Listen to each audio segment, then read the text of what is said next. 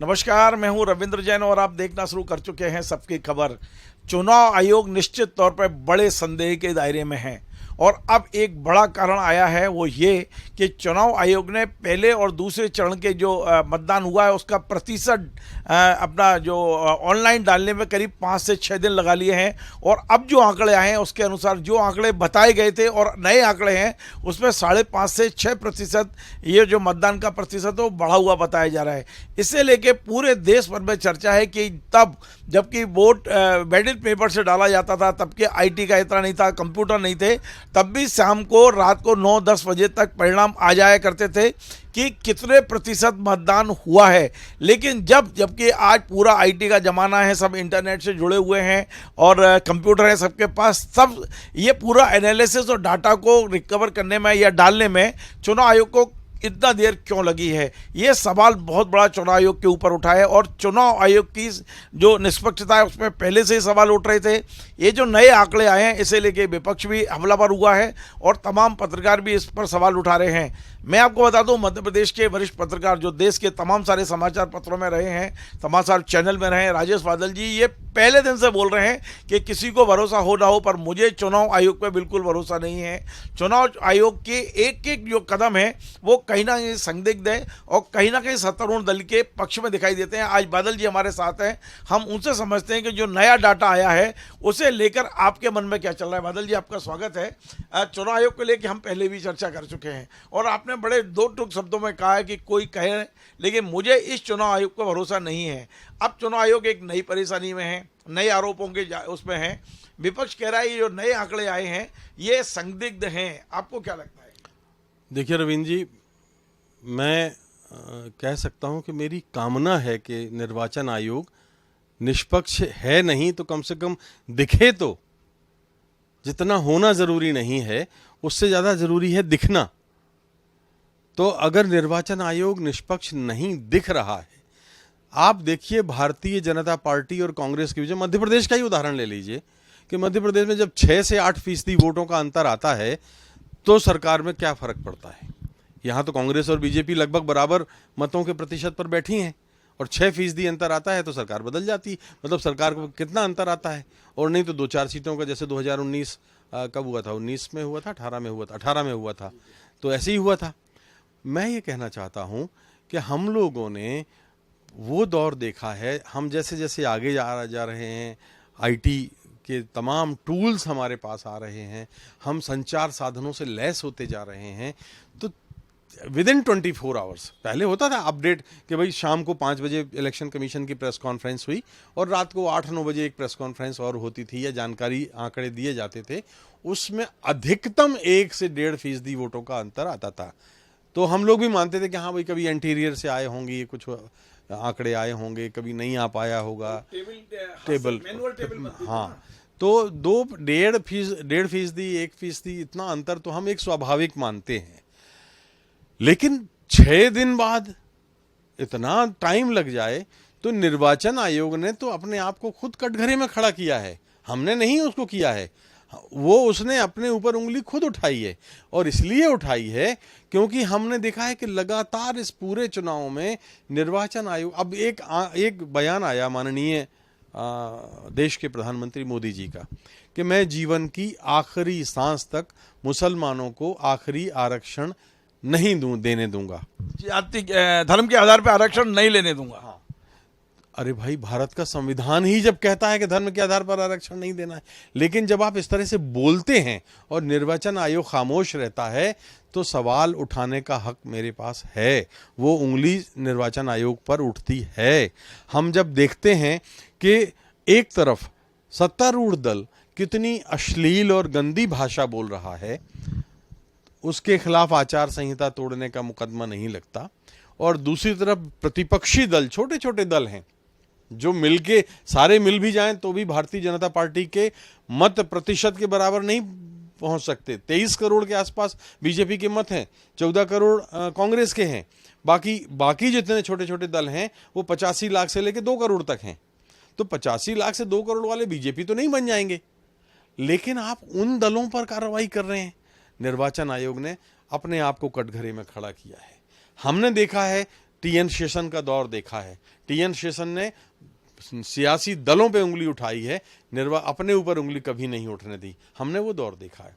बताइए, एक बड़ा सवाल ये है कि आप हमेशा से ये कहते रहे कि चुनाव आयोग संदिग्ध है, पिछले उसमें भी आपने कहा था, तो इस जिस तरह के आंकड़े बदले गए हैं, ये एक लिटिगेशन का विषय बन सकता है क्या? फिर से ये सुप्रीम कोर्ट तक जाएगा ये मामला? यदि चुनाव में परिणाम विपक्ष के अनुकूल नहीं हुए तो क्या विपक्ष इसको फिर कानूनी बनाएगा, इसको लिटिगेशन में जाएगा? लेकिन देखिए रविंद्र जी, उससे होगा क्या? जिला निर्वाचन अधिकारी यानी जो जिला कलेक्टर होता है, जैसे ही चुनाव हो जाते हैं वो संबंधित वो आचार संहिता हट जाती है, फिर वो जिला कलेक्टर राज्य सरकार के अधीन हो जाता है। ठीक है, उसकी सीआर, उसका प्रमोशन, उसको सुपर टाइम स्केल, उसको सस्पेंशन, उसका निलंबन, उसकी दलाली, उसकी बहाली, सब मुख्यमंत्री और राज्य सरकार के अंडर में आती है। तो वो चाहता है कि मुझे तो अपनी माई बाप नौकरी बहुत अच्छी करनी है, तो जब वो अच्छे से करनी है और वो अपने हित देखने हैं, तो जब वो जिला निर्वाचन अधिकारी होता है, और एक उदाहरण मैं आपको देता हूँ कि मान लीजिए कि मैं और आप प्रत्याशी हैं और मैं एक वोट से जीता हुआ घोषित कर दिया जाता हूँ। मान लीजिए जीते आप हैं, ऐसा हुआ है मध्य प्रदेश में, इसलिए मैं कह रहा हूँ कि आप जीते हैं और मुझे एक वोट से जीता हुआ घोषित कर दिया गया। राजस्थान में भी ऐसा हुआ है। अब अगर आप जीते हैं और मुझे घोषित किया गया है तो आप जाइए कोर्ट में, लड़िए 5 साल तक। 5 साल में अगले चुनाव आ जाएंगे। हमारी अदालतों में जो दृश्य है, मैं पूरे सम्मान के साथ कह रहा हूं, कोई अदालत की अवमानना नहीं कर रहा हूं, 5 वर्ष के बाद अगर फैसला होगा तो उसका मतलब का वर्षा जब कृषि सुखानी, मिट गया जब मिटने वाला, फिर सलाम आया तो क्या। तो इसलिए निर्वाचन आयोग पर सवाल खड़े होते हैं, और सवाल इसलिए भी खड़े होते हैं कि 77 में इंदिरा गांधी की सरकार थी।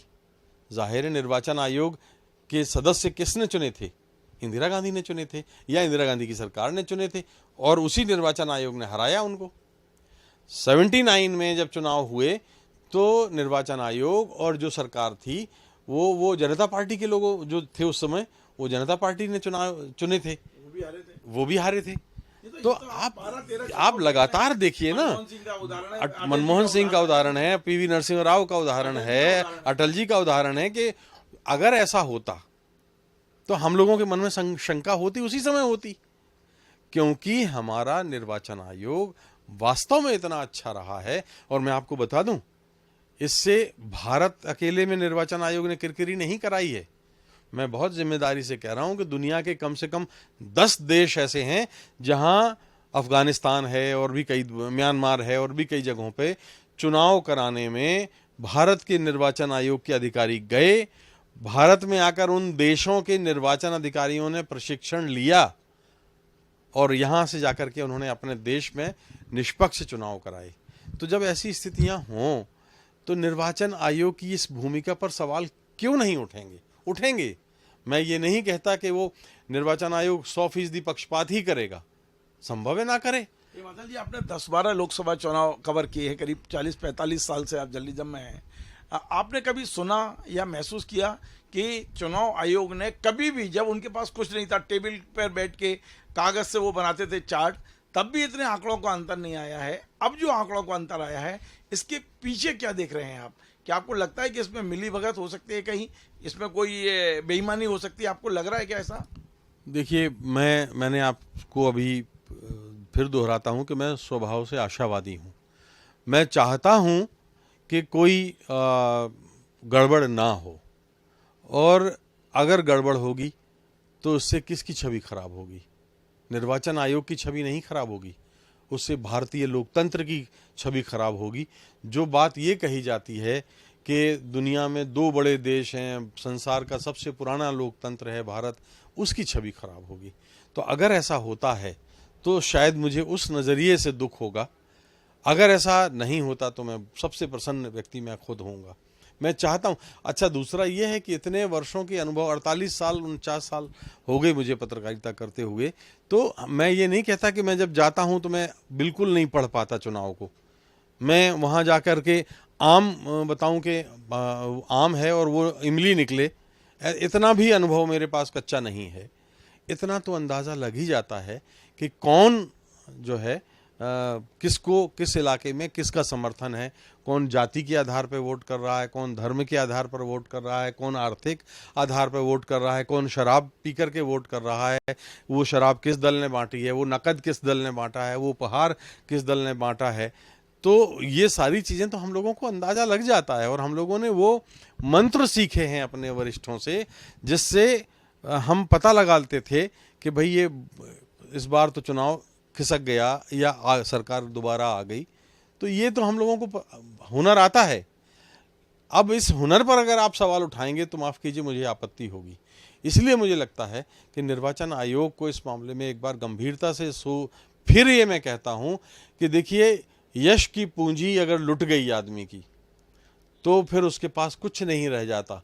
आदमी का अपना मर जाना जो है, यश की पूंजी लुट जाने से ज़्यादा खतरनाक नहीं है। आदमी का अपना मर जाने से ज़्यादा खराब और बदतर और बड़ा विकराल है उसके यश का मर जाना।